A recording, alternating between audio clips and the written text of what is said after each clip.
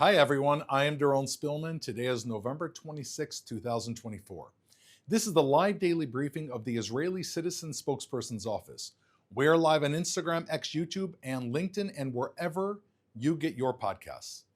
Please start submitting questions in the chat, and as always, like and subscribe to help us reach a wider audience.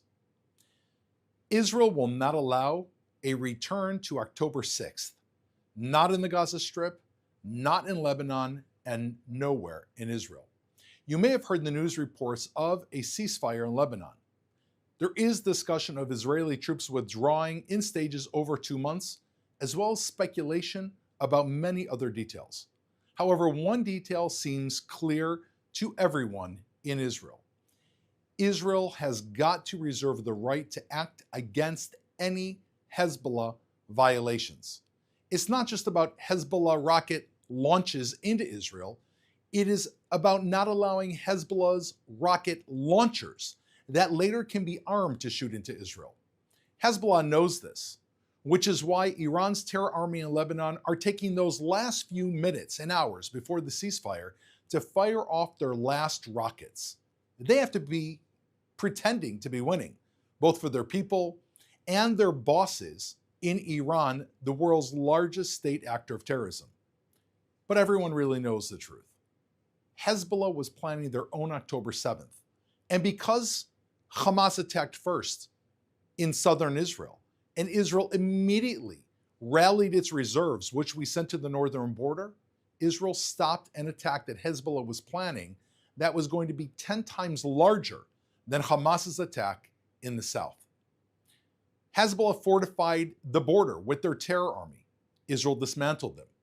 Hezbollah stockpiled more weapons than many European countries. Israel has destroyed most of them. Hezbollah's leader is gone, and his replacement, and the state of Israel and the government has said it will keep up the pressure so that Hezbollah cannot attack Israel and Israeli civilians, more than 60,000 of which include men, women, and children who have not seen their homes in a year and a quarter, can go safely back to their homes. Israel is fighting because on October 6th and after, the world failed its responsibilities to stop Hezbollah, to stop Iran, and their terror regimes all throughout the Middle East. Like any country, Israel needs peace and security, and Israel will do whatever it must do to return quiet to its people. A few more words about a possible ceasefire. Ceasefire does not mean Israel ceases fighting and Hezbollah resumes fire. In 2006, there was a ceasefire. It was called United Nations Security Council Resolution 1701. And every term of this agreement was violated by Hezbollah.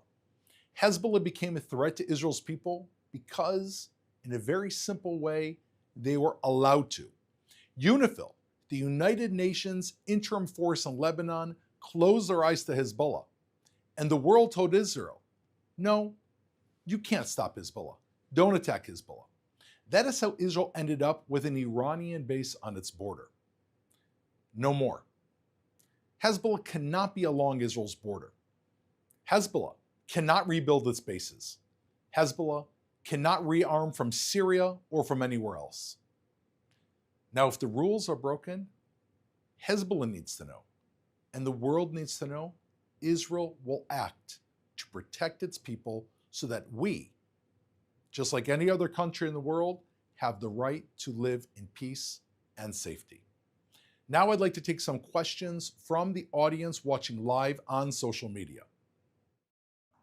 Thank you, Doron. This question is from Hillary on Instagram, who writes, I'm confused over the possible ceasefire deal. I thought a ceasefire was not a good thing because it would give Hezbollah the opportunity to regroup and gain more arms. Can you explain? A ceasefire deal would obviously give Hezbollah more time to regroup, and that is why this is a very perhaps problematic agreement for Israel to enter into. Let's remember, Israel never wanted to go to war in the north at all. It was Hezbollah that launched a war on Israel on October 7th when they saw that Hamas had beat them to the punch and was invading Israel.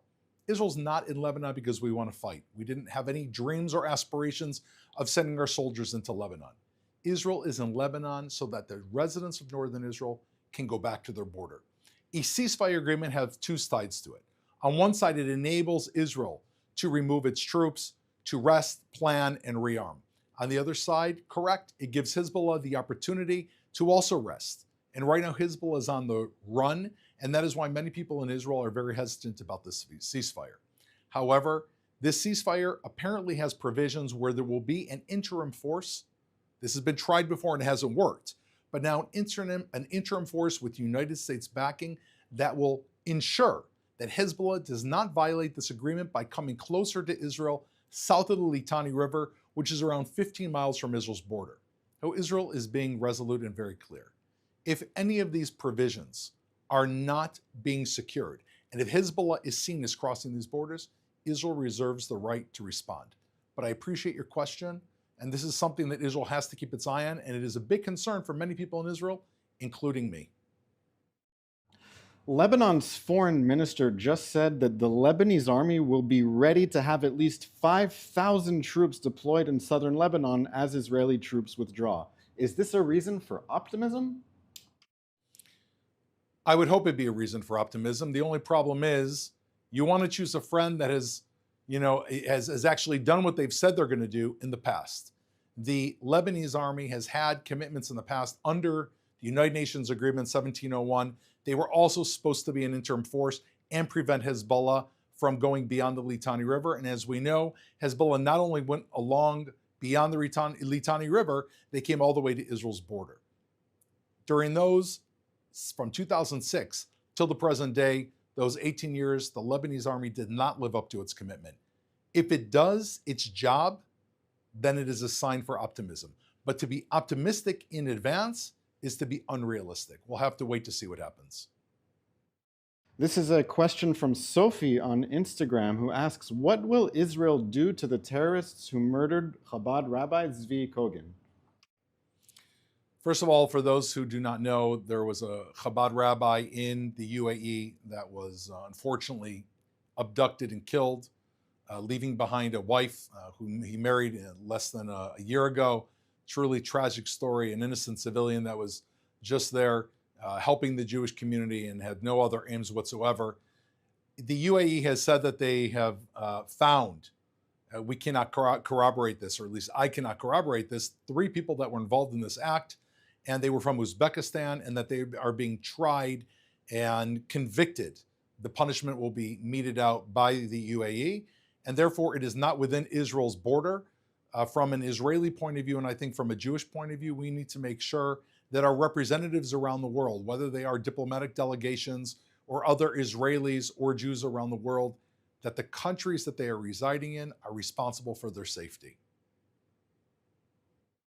There are many questions on our live stream about the fate of the hostages in Gaza. Is there any connection between Israel's ceasefire agreement in Lebanon and the fate of Israeli hostages in Gaza? The fate of Israeli hostages in Gaza is on everyone's mind. To remind us all, there are 101 men, women, and children, even a 1-year-old, that are right now inside Hamas's terror tunnels, deep underneath the ground in the most horrific conditions inside of Gaza, which, if that is not a war crime, I don't know what is. That is constantly on Israel's mind. I would say that Israel's not drawing in a connection between a ceasefire in Lebanon, with the exception that when Hamas fought Israel in the south, their terror buddy in the north, Hezbollah, attacked Israel. What Israel does to Hezbollah, any type of peace agreement, Gaza remains a major issue. Until we can bring all of our hostages home, and until Hamas has no ability whatsoever to threaten the people of Israel, Israel has got to continue to fight in Gaza. There is no other condition out there that can stop this except for the return of the hostages and the removal of Hamas as a threat to the people of Israel. This next question is from our Instagram live stream. How have these wars affected Israel's economy, and what can we do to help? First of all, this war has been incredibly taxing on Israel's economy. Israel was not ready for a war, certainly not the longest war since the founding of Israel in 1948. which is 76 years ago. And everyone in Israel is going to have to reach deep into their pockets to fund this war. People have lost their small businesses because they've been called up to serve in the army. Also, people whose small businesses were located on the Gaza border or on the border with Lebanon, because of security concerns, have not been able to operate their businesses. So many small business owners have been paying this price for a long time. From a financial perspective, Israel right now is working on a long-term economic bailout package, both to help Israelis and help our country, frankly, finance our war against terror. Let's not forget, our war against terror is the world's war against terror. It just happens to be that Israel is the first step on that terror's descent to the rest of the world where it is seeking to attack.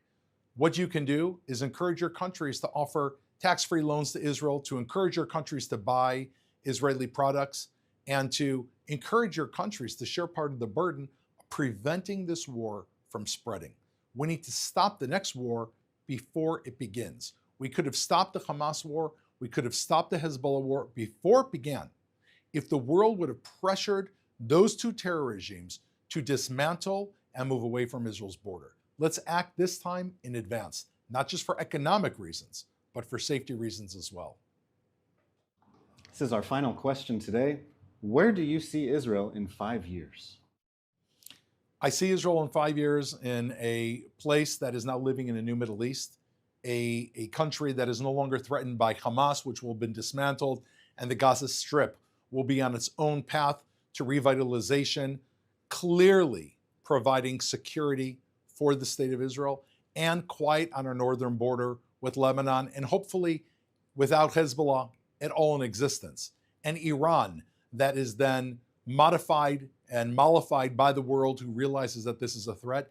And an Israel that has returned to its high-tech industry, which is the second largest industry in the world. Israeli people who are walking on the streets, tourists who are coming. Israelis want peace. Israel flourishes in peace. And any disturbance to that peace, if you look throughout history, has always come from outside actors. Israel, we have no aspirations to conquer territory. We have no aspirations to enforce on anyone else our beliefs. Our only goal is that Jews and Israelis who are not Jewish, who have Israeli citizenship, can live peacefully within our borders. That's my hope. I appreciate that question. Let's all pray and let's act so that Israel can have a more successful future. Thank you very much. I'd like you to submit all of your questions for next week's. You can submit them to this daily briefing. We would also ask that you continue to like and share this with your friends so that we can reach a wider audience. We also want to announce that we have now a Spanish language channel. You'll find links in the description and across all of our platform. That's all we have time for. Thank you for tuning in. We'll be back tomorrow at 3 p.m. Israel time, 8 a.m. Eastern Coast time. There's also going to be a Giving Tuesdays campaign. Please keep your eyes peeled. If you want to give back, this is an opportunity to give back to this daily briefing in the Israeli Citizen Spokesperson's Office. We're here to provide you with the news and the updates in the way you like them. So please give us a like and also send in your support. Thank you.